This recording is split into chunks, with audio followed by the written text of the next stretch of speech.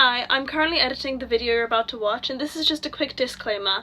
The video quality in this video is going to be bad. I didn't have any time to film during the day, so it was all shot at night, and video quality tends to be worse in low light environments. If you want, just listen to it in the background because it still has a lot of valuable information in it, so sorry about that. I'll try not to do it again. Hi, my name is Monica Fairwild. Welcome back to my channel, and today I'm going to be telling you my top 10 Japanese literature recommendations. On top of that, I'm also adding 3 bonus books. These 3 are all non-fiction books that pertain to Japan, which I think are really interesting or important. I've already talked about some of these books on my channel before. Sorry, I guess. I just wanted to put all my recommendations into one video. Despite that, I don't think I've talked about the majority of these on my channel before. I make an active effort to read a lot of Japanese literature. I do Japanese studies at university, so it really helps with that, for one. And second of all, it's so diverse and so introspective and insightful. I love Japanese literature. Some of the ones that didn't make this list I didn't like that much, and that's okay. I won't be naming and shaming them. There are some, but I prefer not to be that much of a hater. I'm always open to reading more. Leave recommendations down below. I already own a fair few that I've been meaning to get to. Keep in mind that there are so many more amazing pieces of Japanese literature out there that I'm not going to be able to mention. I know I brought up that I do Japanese studies. I would like to mention that I'm not an authority at all. I'm at a bachelor's level, so I'm just adding that to the title, mostly for effect. There are people way more qualified in this field than me. I'm just sharing what I personally enjoyed a lot. A lot of these are works of classic literature, but not all of them. Grab a tea like me. Look, my mug has a bird on it. I don't know if you can tell. Here's how this will work. 2 of the bonus books will be featured at the very end of this video. First one, I'm going to mention very first, because I think it's pretty much a must-read. I truly do believe that. And that is Orientalism by Edward Said. Hey, you should have seen it coming. This is pretty much a crucial book for anyone who is going to be engaging with any form of non-Western study, which includes obviously like reading non-Western texts. I lost this book when I was about 3/4 of the way through it, so I'm only 3/4 educated on it. My bad. I straight up don't know where it is. It's in my house somewhere, I just don't know where. Don't ask me about anything in the last quarter of this book. This was assigned to us first week of first year because you can't engage with and study Japanese culture if you don't have a solid foundation, like a foundational understanding of how Orientalism functions. Edward Said is an iconic Palestinian writer, and Orientalism by him was such an important text, genuinely. This book is so insightful. I'm not shocked at all that it's such a famous and influential work. To be honest, even if you're not planning on engaging with non-Western culture and literature and ideas, I still recommend reading it. Like, it's important to be educated. It's socially responsible to educate yourself on issues that are still rampant to this day. This book does mainly focus on the Orient as being the Middle East, but to be honest, the idea is so broad that it has historically been applied to anything non-Western, and that's because of the very nature of what Orientalism is. The Orient doesn't exist outside of the Western imagination. Orientalism, as a figment of this Western imagination, serves as an idea which opposes and also legitimates the supremacy of Western ideals. A lot of the time, the Orient became anything that was non-Western. It was not specific to any continent even. This book is an academic text which basically lays out how this functions and gives examples throughout history. Incredibly important. Go read it. It's classic. It's foundational. On to fiction. My most recent Japanese read is The Woman in the Dunes by Kobo Abe, who is one of my favourite authors, by the way.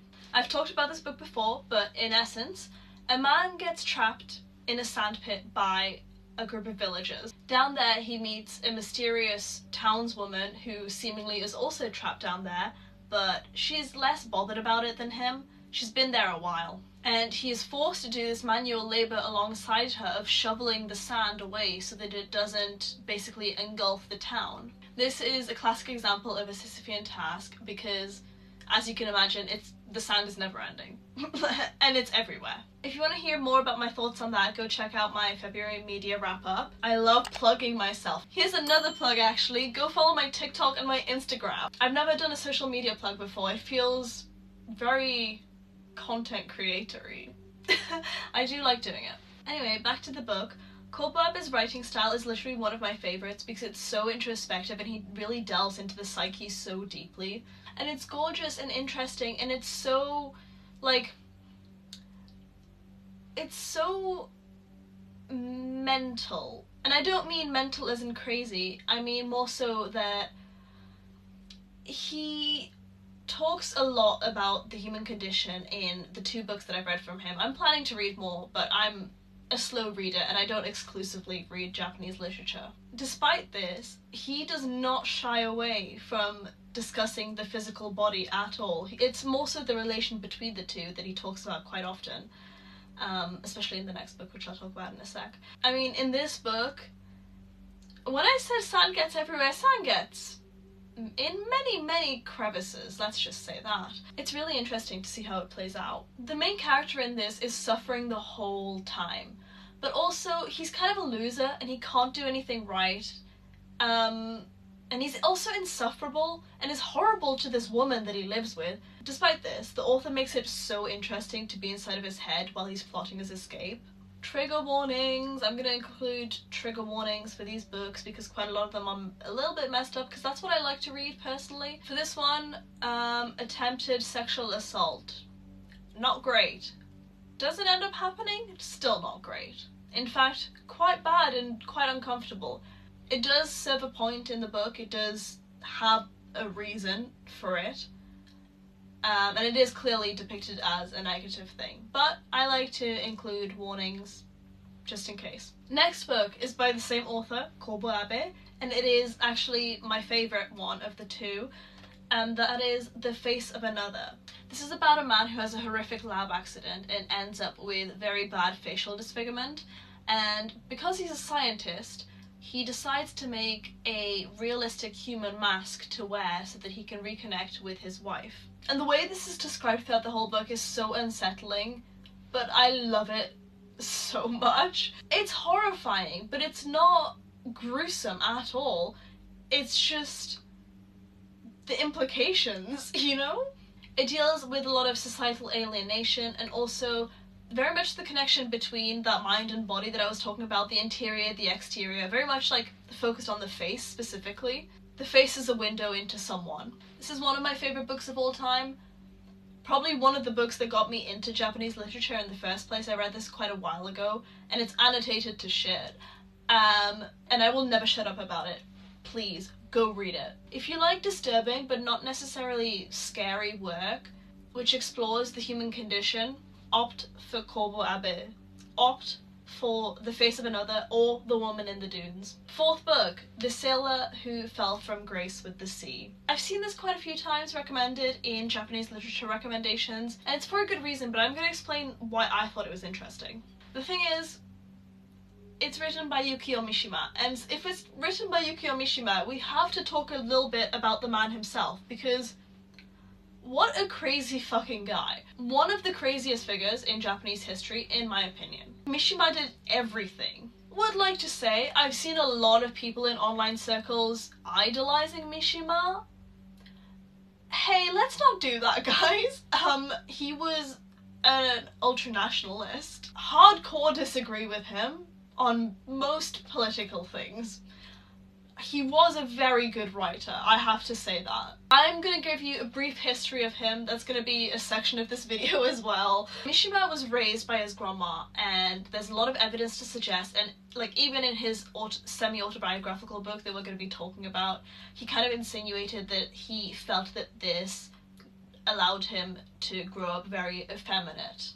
He was quite a sickly child as well, and this is what led him to focus so much on improving his physique in his later life, as well as his mind as well. He was quite obviously gay, and a huge Japanese nationalist. He was a writer, actor, director, like screenwriter, and bodybuilder. There may be other things as well that I can't remember, who knows? But he was a huge celebrity. Imagine John Cena if he was a public intellectual. He decided to start something called the Shield Society, which was a private militia dedicated to protecting the Japanese emperor, as he was a symbol of Japanese national identity. On the 25th of November 1970, he led an attempted coup where him and 4 other members of the Shield Society entered one of the military bases in Tokyo of the Japanese Self-Defense Force and attempted to inspire them to rise up and overthrow Article 9, which was instated on Japan by the US post World War II to basically not allow Japan to arm themselves again, other than for defense. It basically prevents Japan from owning their own army as well. That's why it's called the Japan Self-Defense Force and not the Japanese army. Funnily enough, didn't work. While he was saying his speech, basically, his manifesto designed to rally the troops to overthrow this article, it's theorized that he was speaking from so high up that they didn't actually hear him properly. Additionally, there was a lot of droning noise from overhead aircraft, and so they didn't really hear him, and all he succeeded in was getting heckled by them. Seeing he had failed, he then went inside and committed ritual suicide. The gruesome part that some people don't mention is his second in command, who was meant to essentially decapitate him after he had committed seppuku, didn't manage to do it on the first 2 tries, so some other guy had to step in and finish him off. Sorry for the tangent if you don't care, but his story is so interesting and it explains a lot about him as a person. He was not a great person. He was a brilliant writer. This book is about a young boy who loves the idea of being a sailor, of living life on the sea, as well as his gang of friends. This boy gets a very intimate look at his mother's love life. Too intimate if you ask me. Her love life with this sailor that she met. This young boy begins to idolize the sailor because of his aforementioned interest in the sea, and he sees him essentially as this embodiment of masculinity. When the man turns out to be just another guy, a regular guy who wants to leave his job as a sailor to be with his mother, this young boy and his gang of friends go after him because he wasn't what they expected him to be, and they see this as a betrayal. I think this is extremely relevant to current times. There's a lot of parallels between this book and the modern phenomenon of young boys going down alt-right pipelines. They essentially put this man on a pedestal because they thought he was such a sigma male who would come back on shore, bed a woman, and then sail off into the sunset. Trigger warning! Don't worry, I'll protect you. Animal violence. It's about 2 pages long, and if you're particularly sensitive to animal violence, I would suggest skipping it because it doesn't add much to the story but other than showing how evil this child is. It made me cry. Animal violence makes me cry very often. It's not something I enjoy and I always get caught off guard by it. Book number 5 is also by Yukio Mishima, same guy.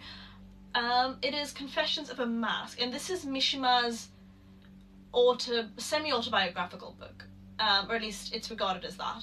As I said, semi-autobiographical, and it basically goes through this main character living his life, but he's like a freak. He develops these fetishes, these quite violent fetishes, and an attraction to men, and there's a lot of like internalized homophobia. He develops feelings for his male classmate, and a lot of talk about men's physiques, and it really showcases Mishima's own beliefs when it came to building the physique, and he thought basically that it was as important as strengthening the mind. Strengthening the body and strengthening the mind, that was his kind of deal. Training, being physically in shape at the peak of his performance was like a virtue to him. This book is basically about him trying to hide this part of his nature as it wasn't really acceptable in Japanese society. It's basically Confessions of a Mask, as in he's confessing to something after masking who he is, his desire essentially, to the point where he becomes the mask. Next one is super short. It is A Cup of Sake Beneath the Cherry Trees by, oh god, who's it by? It's by Kenko. Penguin mini classic. I love a penguin mini classic. I read it on a beach once, a pebble beach, well, a lake, technically it was a lakeside, and we ate cherries that we'd foraged while I read the poetry. It was a great memory, and I read it in one sitting, and it was gorgeous, and it was so full of that springtime energy. A very fast-paced read, gorgeous nature-based Japanese poetry. Go read it if that sounds up your alley. Number 7 is so fun. The next two are going to be fun. They're both horror, but they're fun. Next one is Audition by Ryu Murakami. It's probably his most famous work, and there's also a film adapted based on the book that's quite well regarded. Trigger warning, general horror stuff, also animal violence. I class that as a separate category because I personally am okay with horror generally, not so much animal violence. I still read it because I know I can cope with it, but I imagine there are probably people out there who can cope with it less than I can. It is a spoiler, but it's a mild spoiler. Sorry about that. The book is about a man in the film industry who basically teams up with a co-worker slash friend slash business connection to hold a mock audition, supposedly for like some film, but essentially it is for him to find a partner, a girlfriend. He eventually finds one, and she's perfect and she's beautiful, and she only asks for one thing: for him to never lie to her. And guess what he does?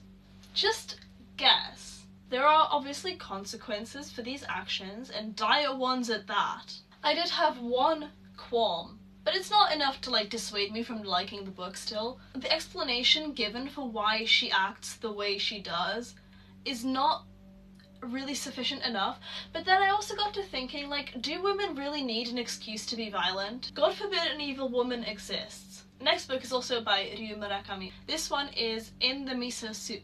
This one is so gross, but I love it. It follows a tour guide who has been hired by a particularly gross American tourist, and this tourist is horrible, and throughout the night, it takes place over like 2 days, I believe, and throughout the night he begins to suspect that this American tourist has something to do with a string of murders of young Japanese women that have been happening. I'm gonna be honest, I don't think this is meant to be a critique of weeaboo culture, but he was like very weeb-coded to me. Ryu Murakami writes really short-paced, very snappy and effective horror. These books aren't particularly scary, but they are very good at being disturbing. Book number 9 is Kafka on the Shore by Haruki Murakami, which is not to be confused with the earlier Murakami. Now, this Murakami, Haruki, that is iconic, but that being said, he does not write women well, and this is quite universally seen throughout his work. Some people say like, oh yeah, it works in Kafka on the Shore because it's from the point of view of a 15-year-old boy. First of all, only about half the book is. The second half of the book is from the point of view of a guy who can talk to cats, which I think is pretty fucking whimsical, shoot me. And that's probably why I like this book. I like it for that guy mostly. The other plotline is also interesting, whatever. But like, yeah, sure, it does make sense for Kafka, but it can be seen throughout all of Murakami's work. That clip where Meiko Kawakami called him out for how he writes women, iconic. I think of that so often. I didn't even like Breast and Eggs by her, but I love her. On to the plot.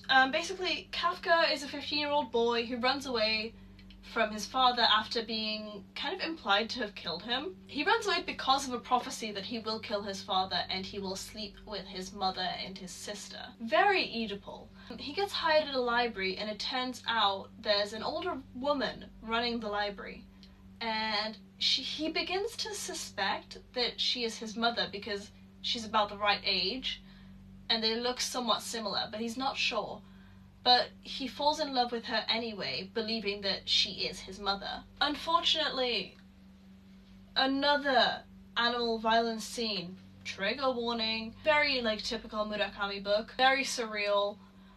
We love magical realism in this household. We don't so much love incest. Controversial opinion. It is quite whimsical and interesting despite that. The mother basically falls in love with him because he is / reminds her of her dead ex-boyfriend. It's quite confusing, I'm gonna be honest. I read this like multiple years ago. I should have maybe brushed up on how the actual plot works because it's like it's not very clearly defined. I think that's on purpose. It is meant to be like a very vague relationship. They are both boyfriend, girlfriend, and mother, son. Book number 10 is I Am a Cat by Natsume Soseki. I am going to recommend this, but don't come for me because I didn't realise this at the time. The actual book is huge. I've only read a very small section of it, like the first book in the big book, I think. I think that's how it's structured. But basically, my library had this huge book split into separate, very thin books. I only read the first one of those because I didn't realise, but I'm still going to recommend it because I kind of know the vibe of it. It follows a cat who's honestly just iconic. He's not really well liked by his family, but he's tolerated, you know. It's just fun. It's not depressing like a lot of Japanese literature tends to be. It's just super fun to read because the whole concept is that this cat is going around making observations in his cat brain, but we as the reader kind of know what's going on in reality. The writer is basically using this cat to expose the hypocrisies of the Japanese elite class. It's just really fun because the cat is so deadpan in my mind. It's funny. Like, it was funny. 11th book. This is the last fiction book. 10th fiction book. It is Earthlings by Sayaka Murata. This one I don't have notes for. I had notes for the rest of them, but I changed one of my books at the very end. I changed it from No Longer Human because I feel like No Longer Human is such a popular one to recommend for Japanese literature. I don't want to recommend it. Like, it's been said before. And also, it wasn't my favourite, if I'm being real. So I'm doing this off the top of the dome, okay? Earthlings is about a young girl who undergoes sexual assault? Wait, am I confusing this with another book? I think I'm right. I think she experiences sexual assault and begins to bond with her cousin, I believe.